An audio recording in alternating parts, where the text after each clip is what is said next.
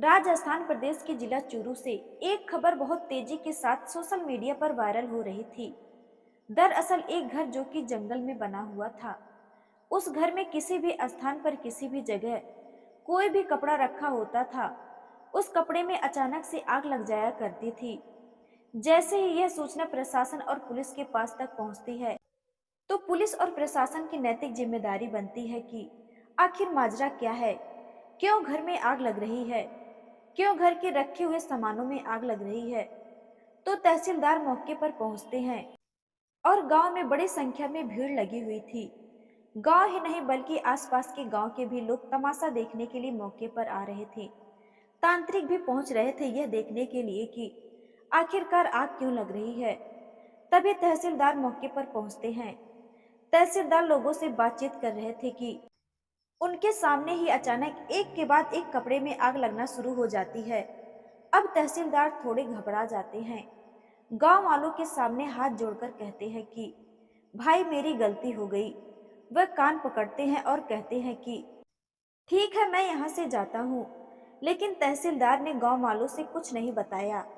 प्रशासन ने ऊपर रिपोर्ट दी कि इसके साइंटिफिक तरीके से जांच करनी चाहिए, जरूर कुछ न कुछ माजरा है। अब उस जिले के एसपी होते हैं जय यादव। जय यादव ने अपनी टीम गठित कर देते हैं, लेकिन उनकी टीम को भी बड़ी मशक्कत का सामना करना पड़ता है। उनकी टीम पर कुछ लोग हमला भी बोल देते हैं, लेकिन आखिरकार वह सच निकलवा कर ही लाते हैं। और जब सच दुनिया के सामने आता है तो लोगों को यकीन नहीं हो रहा था कि कोई व्यक्ति आखिरकार इस हद तक कैसे जा सकता है। दोस्तों, आज की जो सच्ची घटना मैं आपको सुनाने जा रही हूँ, ये सच्ची घटना है राजस्थान प्रदेश के एक जिले का, जिसका नाम है चूरू। इस चूरू जिले से एक थाना लगता है हमीरवास। हमीरवास थाना क्षेत्र का गांव है भैसाली। दरअसल बात कर रही हूँ 29 जनवरी 2024 की। एक घर है जो कि गांव में तो है, लेकिन गांव में जंगल बना हुआ घर है। उसके आसपास कोई भी आबादी नहीं है और एक परिवार है। परिवार के अंदर 7 लोग रहते हैं, 7 सदस्य रहते हैं। 29 तारीख को अचानक ही इस घर की सबसे बुजुर्ग महिला होती है, जिसका नाम होता है कस्तूरी देवी, जिनकी उम्र लगभग होती है 80 साल के आसपास। हालांकि उन्हें खांसी हो रही थी। खांसी होने की वजह से दवा पीती हैं और अचानक से उनकी तबीयत और ज्यादा बिगड़ने लगती है। अब जैसे ही घर के सदस्यों को पता चलता है, तुरंत उन्हें हॉस्पिटल लेकर जाते हैं, इधर उधर दिखाते हैं, लेकिन कुछ देर के बाद ही महिला की मौत हो जाती है। घर में शव लाया जाता है। उसके बाद फिर रीत रिवाज के हिसाब से उस शव का अंतिम संस्कार कर दिया जाता है। अभी क्योंकि उम्र भी ज्यादा हो रही थी और उम्र ज्यादा होने की वजह से इसलिए किसी को इस बात का एहसास नहीं हुआ कि यहाँ पर कुछ और भयानक होने वाला है। दरअसल 13 दिन बीत जाते हैं। 13 दिन बीतने के बाद इस घर में 2 बच्चे भी हैं। एक बच्चा है जिसकी उम्र लगभग 4 साल के आसपास है। दूसरा बेटा जो बड़ा वाला, उसकी उम्र लगभग 8 साल के आसपास है। 13 फरवरी 2024 की सुबह की बात है। इस बच्चे की अचानक से तबीयत बिगड़ने लगती है, जबकि बैठा हुआ बड़े आराम से मोबाइल चला रहा था। मोबाइल देखते देखते उसके हाथ पैर कांपने लगते हैं और हाथ पैर जैसे ही कांप रहे थे, घर वाले इससे पहले कि कुछ समझ पाते, उसका एकदम से दम निकल जाता है और जैसे ही उस बच्चे की मौत होती है, तो घर वालों का रो रो कर बुरा हाल हो जाता है। अभी रिश्तेदार अपने अपने घरों को लौट रहे थे कि फिर रिश्तेदारों का जमघट लग जाता है। अब गांव के अलग अलग हिस्सों में खबर पहुंच जाती है कि देखो अभी उस घर में एक बूढ़ी औरत की मौत हुई थी, फिर उसके पोते की। अब इस हिसाब से घर में गम का माहौल हो जाता है। अब हिंदू रीत रिवाज के हिसाब से जो छोटे बच्चे होते हैं, उन बच्चों को दफनाया जाता है। उनका अंतिम संस्कार नहीं किया जाता, उन्हें जलाया नहीं जाता है। अब उस बच्चे के शव को दफना दिया जाता है और रिश्तेदार तसल्ली देने के लिए, ढांढ से बनाने के लिए गांव के लोग, आसपास के लोग भी आ रहे थे। जहां जहां तक खबर फैल रही थी, 4 साल के बच्चे की इस तरह से अचानक मौत हो गई है। मौत का कोई कारण स्पष्ट नहीं हो पा रहा था और ऐसे धीरे धीरे करके 13 दिन और बीत जाते हैं। जैसे ही 13 दिन बीतते हैं, यानी 28 फरवरी 2024 को इस घर में एक और बेटा होता है, जिसकी उम्र 8 साल के आसपास होती है। उसका नाम होता है अनुराग। अनुराग की भी ठीक वैसे ही हालत हुई थी, जैसे कि उसके छोटे भाई गर्भित की हालत हुई थी। गर्भित की हालत और अनुराग की हालत सेम टू सेम एक जैसी होती है। वह भी कुछ काम कर रहा था। शाम का समय था। 28 फरवरी की ये बात है। अचानक से उसके हाथ पैर कांपने लगते हैं और जैसे हाथ पैर कांप रहे थे उसकी मौत हो जाती है। जैसे ही उस बच्चे की मौत होती है, अब घर में दो ही बच्चे थे। इस व्यक्ति के जिसके उनके बाप का नाम होता है भूप सिंह। भूप सिंह के दो बच्चे होते हैं और दोनों के दोनों खत्म हो जाते हैं। दोनों बच्चों के खत्म होते ही फिर लोगों का घर में रो रो कर बुरा हाल हो जाता है। लोग समझ नहीं पा रहे थे कि क्या करे क्या ना करे। 29 फरवरी की बात है। घर में कुछ सदस्य मेहमान बैठे हुए थे, क्योंकि अभी एक महीने के अंतर में ही 3 मौतें हो चुकी हैं। अब घर पर बैठकर लोग बातें ही कर रहे थे कि अचानक से पत्थर आने लगते हैं। घर के आंगन में पत्थर कहाँ से आने लगते हैं। छत पर पत्थर आ रहे थे। यह पत्थर कहाँ से आ रहे थे, क्यों आ रहे थे, कोई नहीं समझ पा रहा था। अब जब पत्थर आ रहे थे, लोगों ने देखा, छत पर चढ़कर देखा, चारों तरफ देखा तो मैदानी मैदान खेत दिख रहे थे। लेकिन किसने पत्थर मारे, कहाँ से आए, कोई नहीं समझ पा रहा था। 29 फरवरी और 1 मार्च को 2 दिन पत्थर लगातार आए तो घर वाले थोड़ा घबरा जाते हैं। अब यह सूचना गांव तक पहुंच जाती है। जैसे ही गांव में सूचना पहुंचती है, 1 महीने में 3 मौतें और 3 मौतों के बाद फिर अगले दिन घर में पत्थर आ रहे हैं। कौन पत्थर फेंक रहा है, कहाँ से आ रहे हैं, क्या बात है, यह जानने की कोशिश कर रहे थे। अब धीरे धीरे खबर पूरे गांव में फैल जाती है। भैसाली गांव के अलावा जो आसपास के गांव थे, खबर वहां तक पहुंच जाती है। अब 1-2 दिन और बीते हैं कि 2 मार्च 2024 की बात है। गांव के 10-20 लोग वहां पर मौजूद थे और गांव के लोगों के सामने ही खूंटे पर टंगे हुए कपड़े थे, इधर उधर पड़े हुए कपड़े थे, चाहे वो घर में बिछाने के हो, ओढ़ने के कपड़े हो, पहनने के हो, अलग अलग 7-8 जगह कुछ ही घंटों के अंतराल में जब आग लग जाती है, जबकि लोग आपस में बातचीत कर रहे थे और बातचीत करने के दौरान ही अचानक से कपड़ों में आग लग जाती है, तो लोग एकदम से डरने लगते हैं। किसी तकरीबन से आग बुझाते हैं। एक ही आग बुझाते थे, दूसरी जगह आग लग जाया करती थी। अब यह खबर गांव में एकदम से आग की तरह फैल जाती है। सोशल मीडिया पर कुछ लोग वीडियो बनाते हैं और वीडियो बनाने के बाद वो अपलोड कर देते हैं। जैसे ही वीडियो अपलोड किया जाता है, अब यह वीडियो न केवल चूरू बल्कि पूरे राजस्थान नहीं बल्कि पूरे भारतवर्ष में फैल जाती है कि जिला चूरू का एक हमीरवास थाना लगता है, उसी का गांव है भैसाली। वहां पर एक किसान है, एक व्यक्ति है, उसके घर में अचानक से आग लग रही है। क्या कारण है, 3 मौतों के बाद इस तरह का आग लगना। अब प्रशासन तक बात पहुंच जाती है तो प्रशासन की तरफ से तहसीलदार आते हैं और तहसीलदार आ रहे थे तब गांव के लोग इसकी रखवाली कर रहे थे। घर का एक एक सामान को बाहर निकाल देते हैं ताकि घर में रखा हुआ सामान कहीं जलने ना लगे। अब कोई जरूरी सामान हो वो भी जल रहा था, कपड़े भी जल रहे थे। तो इस बात को लेकर गांव वाले ज्यादा परेशान हो जाते हैं। 200 लोग रात को रखवाली किया करते थे और 200 लोग दिन में रखवाली किया करते थे। जैसे ही आग लगती थी तुरंत वो बुझा दिया करते थे। अब जब तहसीलदार आते हैं, तहसीलदार के सामने खुद आंखों के सामने आग लग जाती है।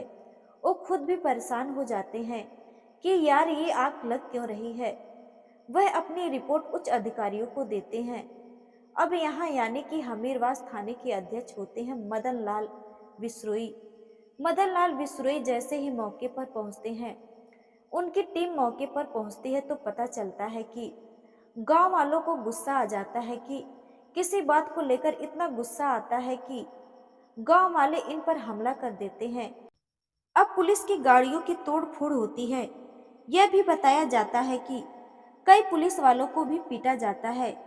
बस इतना कसूर था यशो का कि यशो ने मदनलाल विश्नोई से कहा कि भाई यहाँ कोई तंत्र मंत्र विद्या वगैरह करने की जरूरत नहीं है। जिस तरह से आप लोग यह काम कर रहे हैं इस हिसाब से एक अंधविश्वास फैल रहा है, इसलिए अपने काम से काम रखो और इस तरह की बातें नहीं होनी चाहिए। गांव वालों को, रिश्तेदार वालों को, परिवार वालों को इसलिए गुस्सा आ जाता है कि 1 महीने में 3 मौतें हुई हैं, घर में आग लग रही है और ऐसे अपने इस तरह की बातें कर रहे हैं। अब घर में क्योंकि तांत्रिक भी आने लगे थे, तांत्रिक अपने हिसाब से देखने की कोशिश कर रहे थे कि आखिरकार मामला क्या है। अब घर की रखवाली लगातार चल रही थी। अब पुलिस को थोड़ा लगता है कि कुछ न कुछ मामला जरूर है, इसकी जांच पड़ताल करनी चाहिए। तभी घर के अंदर सीसीटीवी कैमरे लगाए जाते हैं ताकि ये देखा जाए कि आखिरकार घर के सामान में आग लगने का मेन कारण क्या है। जैसे पुलिस ने जब सीसीटीवी कैमरे लगवाए तो सीसीटीवी कैमरे लगवाने के बाद पता चलता है कि सीसीटीवी कैमरे की जो डीवीआर थी उसी में आग लग जाती है, यानी कि जहां से सबूत इकट्ठा करने की कोशिश कर रहे थे वो सबूत ही नष्ट हो जाता है। अब यह खबर लोगों तक पहुंचती है तो लोगों में डर की भावना पैदा हो जाती है। लोग घबराने लगते हैं कि आखिरकार जंगल में बने इस घर में, खेतों में बने इस घर में आखिरकार क्या फतह आ चली है, क्या करें क्या ना करें। तभी जो आईपीएस होते हैं चूरू राजस्थान के, जिनका नाम होता है जय यादव, तो जय यादव एक टीम गठित करते हैं। राजगढ़ के सीओ होते हैं प्रशांत किरण, SO Madan Lal Bishnoi, sub inspector फरमान, कांस्टेबल दिनेश रवि सवित, इनकी टीम गठित की जाती है और उनकी टीम से कहा जाता है कि भाई पता करो कि आखिरकार मामला क्या है। पहले 3 मौतें, फिर पत्थर फेंके जाते हैं, इसके बाद घर में आग लग जाती है। अब इन्होंने अपने हिसाब से जांच पड़ताल करना शुरू किया। अब ये सबसे पहले सीधा कोर्ट जाते हैं। कोर्ट जाने का मेन कारण यह था कि ये जैसे ही गांव में जा रहे थे, गांव वाले और परिवार, रिश्तेदार लोग परेशान कर रहे थे, पुलिस के साथ मारपीट कर रहे थे, इसलिए इन्होंने कोर्ट का सहारा लिया और एक बच्चा जो था गर्भित, जिसको दफनाया गया था, उस बच्चे की लाश को निकलवाना था। उन लोगों को 1 महीने के बाद उस लाश को जब बाहर निकलवाया, उसकी जांच पड़ताल की गई तो जांच पड़ताल करने पर पता चलता है कि जो एफएसएल टीम और उसका जो विस्तार रिपोर्ट जब आता है तो पुलिस की आंखें खुली की खुली रह जाती है। पुलिस सोचने पर मजबूर हो जाती है कि आखिरकार यह कैसे हो सकता है। दरअसल उस बच्चे की रिपोर्ट से पता चलता है कि एक विशेष प्रकार का जहर उसको दिया गया था और जहर देकर उसकी हत्या की गई थी। अब घर में जितने सदस्य हैं, 7 सदस्य हैं बूढ़ी औरत जिसका नाम है कस्तूरी देवी, उसके पति थे। इस तरह कुल मिलाकर घर में 7 लोग थे। अब इन 7 में ही कोई न कोई ऐसा व्यक्ति है जो जहर देने की कोशिश करेगा। तभी आईपीएस ने जो अपनी टीम गठित की थी, आखिरकार 2 प्राइम सब इंस्पेक्टर थे जो इन बच्चों के यानी पिता था, जिसका नाम होता है भूप सिंह। भूप सिंह और उसकी पत्नी पुलिस इन्हें रिमांड पर लेती है, इनसे पूछताछ करती है। पत्नी से जब सख्ती से पूछताछ करती है तो कोई बात सामने नहीं आती जिससे यह कह सके कि हाँ जहर इसने दिया है। लेकिन जब भूप सिंह से पूछताछ करते हैं तो वाकई चौंकाने वाली बात सामने आती है। दरअसल 2 कारण थे, एक तो पुलिस को घर के अंदर प्रवेश ना होना, दूसरा डीवीआर में आग लगना। यहीं से पुलिस का शक बढ़ जाता है, इसलिए बच्चे की लाश को बाहर निकलवाया जाता है और उसकी जांच पड़ताल की जाती है तो जहर की पुष्टि होती है। जब भूप सिंह से सख्ती से पूछा जाता है तो भूप सिंह ने राज उगला जो वाकई अपने आप में चौंकाने वाला था। दरअसल वो मेडिकल क्षेत्र में जानकारी रखता था और जो वैज्ञानिक तरीके होते हैं उसकी जानकारी रखता था। साथ ही उसको केमिकल वगैरह की जानकारी अच्छी थी। मेडिकल स्टोर भी चलाया करता था और उसने कंपाउंडर का भी काम कर रखा था। एक भगवानी देवी हॉस्पिटल राजगढ़ के अंदर है, उसमें भी उसने काफी समय कंपाउंडर का काम किया था। और उससे जब पूछा गया कि आखिरकार तुमने अपने बच्चों को जहर देकर क्यों मारा, तुमने अपनी दादी को जहर देकर क्यों मारा, तो भूप सिंह कहता है कि साहब, जो मेरे दोनों बच्चे, जिसका नाम गर्भित अनुराग, मुझे लगता है कि वह बच्चे मेरे हैं ही नहीं। उसकी पत्नी और उसका किसी और के साथ अफेयर है, और बच्चे ये शायद उसी के हैं, उसने ही पैदा किए हैं। इसलिए मैं उन बच्चों को मारना चाहता था। बच्चों को मारने से पहले उसने अपनी दादी को मारा। दादी को खांसी हो रही थी और उसने ही उसको खांसी की दवा में जो विशेष प्रकार का जहर था वो जहर दिया। दादी 1-2 दिन में मर जाती है। फिर उसने अपने छोटे वाले बेटे को मारा, उसी तरह से जहर देकर। फिर उसके बाद उसने अपने बड़े वाले बेटे को मारा, जहर देकर। अब गांव वालों की सिंपैथी हासिल करना चाहता था कि इसके घर में 3 मौतें हो चुकी हैं, तो इसलिए सिंपैथी हासिल करने के लिए पहले खुद से ही उसने अपने घर में पथराव किया। दूसरी बार उसने पथराव करने के साथ ही एक ऐसा सोडियम एक केमिकल था, उस केमिकल को उसने कपड़ों में जगह जगह लगा दिया था, जिसकी वजह से अपने आप से ही उसमें वैज्ञानिक तरीके से उसमें आग लग रही थी। और जब आग लग रही थी वह सोशल मीडिया पर लगातार वायरल हो रही थी, और लोग ये जानना चाहते थे कि आखिरकार क्या हो रहा है। असल में वो अपने बच्चों से छुटकारा पाना चाहता था। सिंपैथी पब्लिक की लेकर उसके घर का जो सामान जल रहा था, तो उन्हें गांव वाले पैसा इकट्ठा करके या शासन प्रशासन से पैसा इकट्ठा करके उसको दे दे, उसकी इस तरह से कोशिश थी। लेकिन उसने चाल चली तो जरूर थी। उसने पुलिस और प्रशासन को भी परेशान किया था, लेकिन गांव वालों को भी परेशान किया था।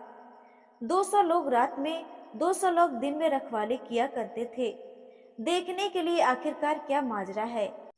लेकिन जैसे ही उस इलाके के लोगों को पता चलता है कि भूप सिंह ने अपने ही सगे 2 बेटों की हत्या इसलिए कर दी क्योंकि वह अपनी पत्नी के चरित्र पर शक करता था, और उसके 2 बेटों की हत्या के पहले उसने अपने दादी को मारा था, ताकि ये सामान्य मौत लगे और हल्की फुल्की उल्टी होती थी, और इस तरह से उनकी मौत हो जाया करती थी। इस घटना को जानने के बाद गांव वाले भी हैरान हो जाते हैं और सदमे में आ जाते हैं। दोस्तों, इस पूरे घटनाक्रम को सुनाने का उद्देश्य किसी को परेशान करना नहीं है, किसी का दिल दुखाना नहीं है, बल्कि आपको जागरूक करना है, आपको सचेत करना है। जाते जाते आपको यह भी बताना है कि क्राइम करने वाला कोई कितना भी शातिर किस्म का इंसान क्यों ना हो, लेकिन वो कोई ना कोई गलती कर जाता है। और यहाँ भूप सिंह ने भी गलतियों पर गलतियां कर रहा था, और उसको लग रहा था कि शायद वो कभी नहीं पकड़ा जाएगा। एक बात उसकी बहुत ज्यादा गलत थी। अगर उसको लगता था कि उसकी पत्नी का चरित्र अच्छा नहीं है, उसे लगता था कि उसके बच्चे दोनों नहीं है, तो काश वो डीएनए टेस्ट करवा लेता। डीएनए रिपोर्ट में क्लियर हो जाता कि वो बच्चे उसके हैं या किसी और के। कम से कम हत्या की जरूरत तो नहीं पड़ती। अगर वो बच्चे उसके नहीं थे तो और कोई तरीके थे उनसे छुटकारा पाने के लिए। लेकिन जो तरीका उसने अपनाया वो आके अपने आप में भयानक होता है। तो दोस्तों, अपना ख्याल रखें, सुरक्षित रहें।